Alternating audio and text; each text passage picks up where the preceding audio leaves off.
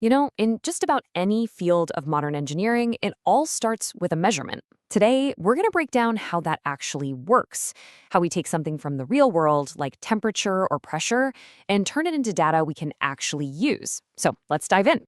When you look at any advanced system, whether it's in a factory or a research lab, it's packed with sophisticated sensors like these. They're the system's eyes and ears on the physical world. But here's the thing, the real magic isn't just in detecting something, it's about the entire journey that signal takes afterward. So, how does a raw physical input become a clean, trustworthy digital value? All right, so here's how we're going to tackle this. First, we'll follow a signal's path through what's called the measurement chain. Next, we'll talk about the key metrics we use to judge a system's quality. And finally, we'll get into the common errors that can mess with our data.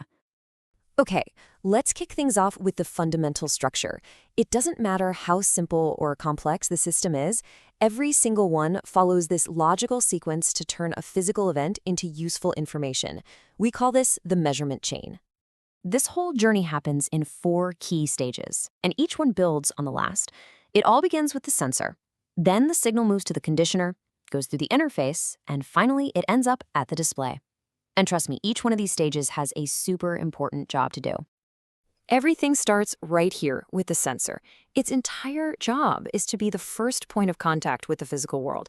It takes whatever we're trying to measure, the technical term for that is the measure Onde, and it turns it into a very basic electrical signal.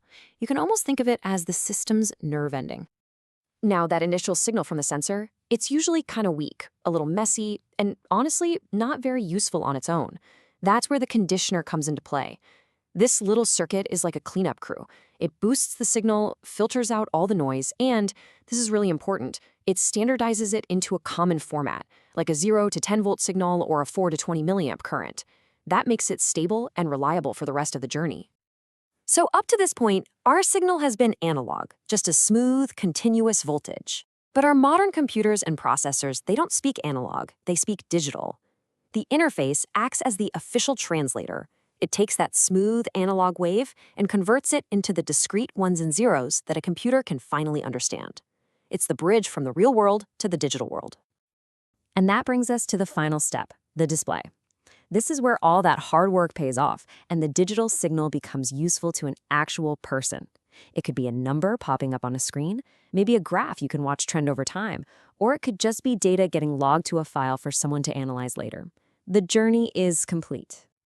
Okay, so we've got our measurement chain down.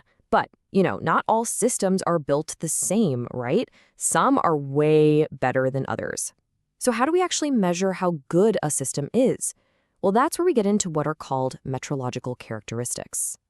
First up is sensitivity. And really, all this tells you is how responsive a sensor is. The formula is just the change in the output divided by the change in the input, which is really just the slope of the line on a graph. If you have high sensitivity, it means even a tiny, tiny change in what you're measuring will create a big, obvious change in the signal. Now, in a perfect, ideal world, the relationship between what you measure and the signal you get out would be a perfectly straight line. We call this linearity. It means if you double the input, you get exactly double the output every time. This is the absolute gold standard for any measurement system because it's just so predictable and reliable.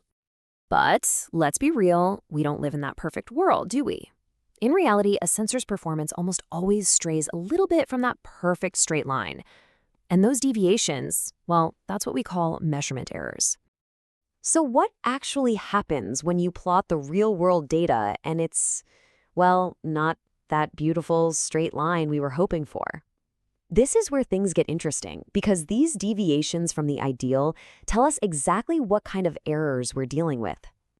The first and maybe simplest error is an offset error. The best way to think about this is like a bathroom scale that says you weigh 2 kilos before you even step on it. That's an offset. The entire measurement curve is just shifted up or down by a constant amount. The error is exactly the same no matter what you're measuring. Next up is gain error or scale error. Now this one's different. It's not a constant shift like the offset error. This is all about the slope of the line being wrong. What that means is the error actually gets bigger as the value you're measuring gets bigger. A small input might look pretty accurate, but as the input grows, the error just gets worse and worse. Okay, now for what might be the trickiest error of them all, hysteresis. This happens when the sensor's reading depends on which direction you're coming from. For instance, a temperature sensor might read one thing for 50 degrees on the way up, but a totally different thing for 50 degrees on the way back down. You end up with two different curves, one for rising values and one for falling. So you can see how understanding these errors is absolutely critical. And that brings me to a final thought for you. Imagine you are designing a system where failure is not an option. Think aerospace or a medical device. Which of these errors would you be most worried about? An offset error can often be fixed with software. But what about the others?